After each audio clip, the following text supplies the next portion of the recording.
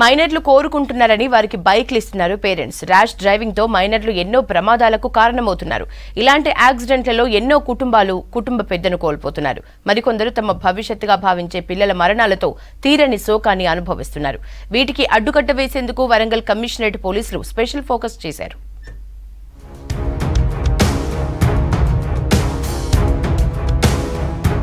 వరంగల్ కమిషనరేట్లో కొద్ది కాలంగా road accidents పెరిగిపోతున్నాయి. దీనివల్ల అమాయకులు బలవుతున్నారు. ఇటీవలి కాలంలో తరచూ జరుగుతున్న రోడ్డు ప్రమాదాల్లో నిర్లక్ష్య డ్రైవింగ్ ప్రధాన కారణంగా చెప్పుకోవచ్చు. ప్రమాదాలు అరికట్టేందుకు పోలీసు శాఖ ప్రత్యేక దృష్టి పెట్టింది. కొన్నిసార్లు ప్రమాదాల్లో మైనర్ల ర్యాష్ డ్రైవింగ్ ఓ కారణంగా గుర్తించారు.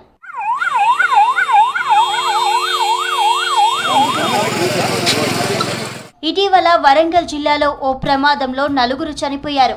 వీరంతా 18 ఏళ్లు కూడా నిండని విద్యార్థులు. ఇంటర్మీడియట్ చదువుతున్నారు. వర్ధనపేట మండలం ఆకేరు వాగు వంతెన వద్ద ఈ ఘటన జరిగింది. ద్విచక్ర వాహనంపై వెళుతూ ప్రైవేటు బస్సును ఢీకొట్టడంతో ఈ ఘటన చోటు చేసుకుంది. మృతులు వర్ధనపేటకు చెందిన పొన్నం గణేష్, ఇల్లంద గ్రామానికి చెందిన మల్లెపాక సిద్ధు, వరుణ్ తేజ్, పొన్నాల రవికుమార్లు.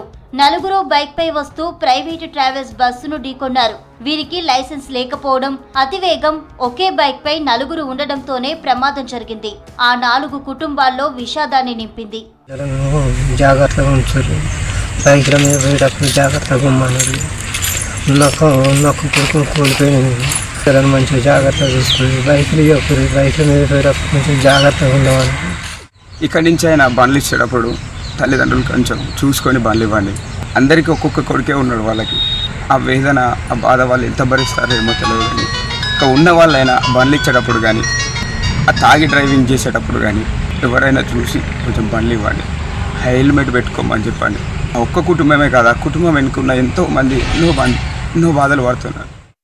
తల్లిదండ్రులు మీ పిల్లలకు బైక్ 2 వీలర్ కానీ 3 వీలర్ కానీ ఇచ్చే ముందు డ్రైవింగ్ వచ్చా రాదా, ఒకవేళ వచ్చినా కూడా సడన్ ఏజ్ లేకపోవడం వల్ల, లేదంటే మితిమీరిన వేగం వెళ్ళడం వల్ల ఇటువంటి సంఘటనలు జరుగుతున్నాయి.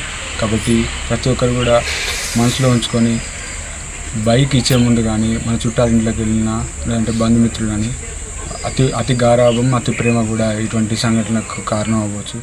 మైనర్ల డ్రైవింగ్స్ పై వరంగల్ కమిషనరేట్ పోలీసులు ప్రత్యేక దృష్టి పెట్టారు. మైనర్ డ్రైవింగ్ అరికట్టేందుకు స్పెషల్ డ్రైవ్ మొదలు పెట్టారు. ఉదయం, సాయంత్రం కాలేజీలు, మెయిన్ జంక్షన్లలో తనిఖీలు చేస్తున్నారు. తనిఖీ చేస్తున్న ప్రదేశంలో పదుల సంఖ్యలో పిల్లలు పట్టుబడుతున్నారు. వారిపైన తల్లిదండ్రులు, బైక్ ఓనర్లపైన కేసులు నమోదు చేస్తున్నారు. మైనర్లను అబ్జర్వేషన్ సెంటర్లకు పంపి పోలీసులు కౌన్సిలింగ్ చేస్తున్నారు. మైనర్ డ్రైవింగ్స్ ఎవరైతే చేస్తున్నారో వాళ్లకు ర్యాండమ్ టైమింగ్స్లలో మేము వాళ్ళకు మైనర్ డ్రైవింగ్స్ స్పెషల్ డ్రైవ్స్ చేస్తున్నాం. మైనర్స్ కనుక డ్రైవింగ్ చేస్తూ మనకు పట్టుబడితే మనం ఏం చేస్తున్నామంటే వెహికల్స్ని మనం డిటైన్ చేసి వాళ్ళని కేసెస్ ఇంపోజ్ చేసి ఏం చేస్తున్నామంటే కోర్టుకి పంపించడం జరుగుతుంది. వాళ్ళు ప్లస్ వాళ్ళ పేరెంట్స్ ఏంటంటే కంపల్సరీగా కౌన్సిలింగ్ అటెండ్ కావాలి టీటీఐలో. మళ్ళీ అక్కడ నుంచి వెళ్ళి వాళ్ళు కోర్టుకి వెళ్ళాల్సి వస్తుంది. కోర్టుకి వెళ్ళాక అక్కడ court depending on the situation వాళ్ళని 1 day or 2 days అబ్జర్వేషన్ హోమ్కి పంపించడం జరుగుతుంది. తర్వాత ప్లస్ అదనంగా ఓనర్ ఆఫ్ ది వెహికల్ ఏమో ఫైన్ కట్టాల్సి వస్తుంది. కొద్ది రోజుల కిందట 10వ తరగతి విద్యార్థి బైక్ పై వస్తూ బాలసముద్రం వద్ద కింద పడి చనిపోయాడు. తల్లిదండ్రులు ఇద్దరు ప్రభుత్వ ఉద్యోగులు. వారికి ఒక్కగానొక్క కొడుకు కావడంతో తీరని పుత్ర శోకాన్ని మిగిల్చింది ఈ ఘటన. నక్కలగుట్టలోనూ ఇలాంటి ప్రమాదమే జరిగింది.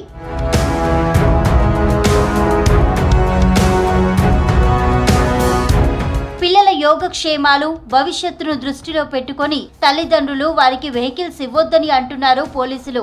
మైనర్లు బైకులు నడపడం వల్ల ప్రమాదంలో ఎవరైనా చనిపోయినా లేదా ఎక్కువసార్లు పట్టుబడినా తీవ్రమైన చర్యలు తప్పవని హెచ్చరిస్తున్నారు.